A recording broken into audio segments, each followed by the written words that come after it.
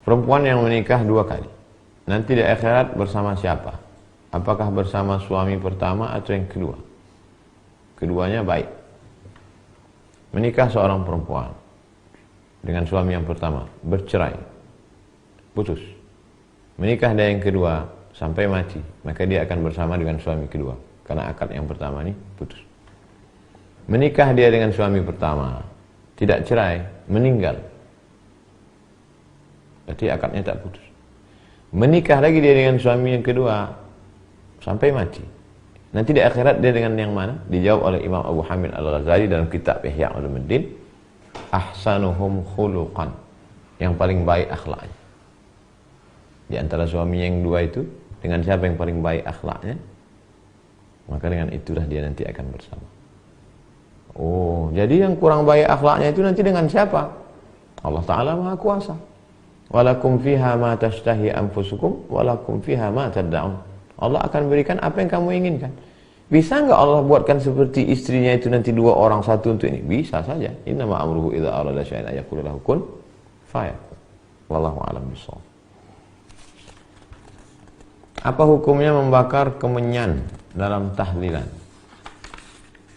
Kalau kita dalam acara maulid membaca syair burdah, syair Barzanji, syair Sibtud Durar, syair Al-Diya'ul Lami, syair Ad-Dibai, itu biasanya para habib menyalakan perapian, dibakar bukhur, asap.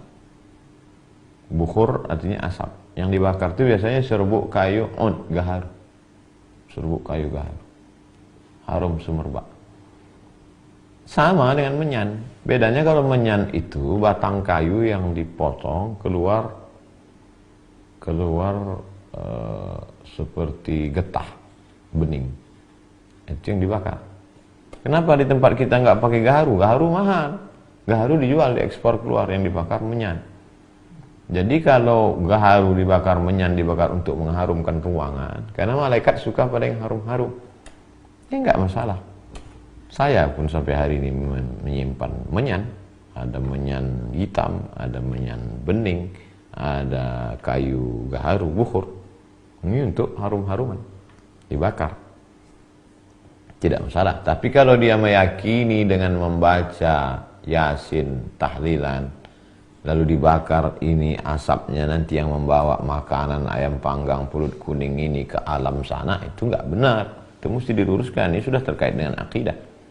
Tapi saya yakin dan percaya mereka yang membakar itu hanya untuk harum-haruman, bukan memanggil hantu setan. Wallahu a'lam bishawab. Assalamualaikum warahmatullahi wabarakatuh. Kalau kita membaca surah Yasin dan tahlil beserta surah lain, zikir dan salawat seperti pada buku-buku Yasin tahlil, kemudian kami hadiahkan semua pahala amalan itu kepada Rasulullah, kepada keluarganya, kepada zuriatnya, kepada sahabatnya, kepada wali-wali, kepada orang tua, kepada seluruh kaum muslimin, baik yang hidup yang sudah meninggal. Apakah sampai? Man halala sab'ina marrah, siapa yang bertahlil 70 kali, summa ahda thawabahu lil mayyit, kemudian dihadiahkannya pahala tahlil itu kepada mayit, orang yang meninggal, yantafi'u bihi, maka orang yang meninggal itu dapat pahalanya. Yantafi'u bihi, bermanfaat, ada manfaatnya, ada efeknya. Itu kata Imam Ibnu Taimiyah dalam kitab Majmu' Fatawa.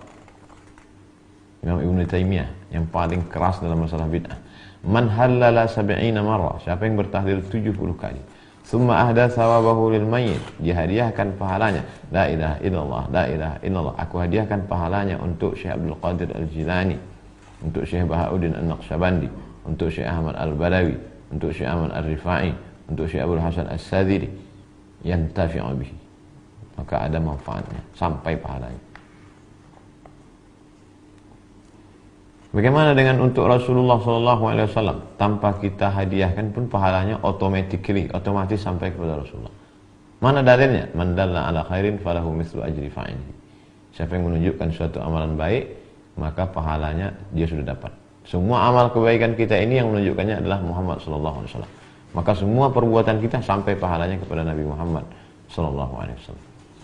Adapun kepada orang tua, bedanya dengan orang lain. Kalau orang tua tidak perlu kita sebut Allahumma ausil thawaba ma qara'tuhu. Ya Allah, sampaikanlah pahala bacaanku kepada orang tuaku. Tidak perlu baca itu langsung sampai. Tapi kalau untuk orang lain perlu kita sebutkan Allahumma ausil thawaba ma qara'tuhu. Ya Allah, sampaikanlah pahala bacaan yang ku baca tadi min surat Yasin wa suratil Fatihah wa suratil Ikhlas wal muawwidhataini. Sampaikanlah pahala bacaan surat Yasin, Al-Fatihah, Qul huwallahu 3 kali, Qul falaq, Qul bin nas, ayat kursi, awal Al-Baqarah, ujung Al-Baqarah kepada almarhum fulan bin fulan. Wallahu a'lam bishawab.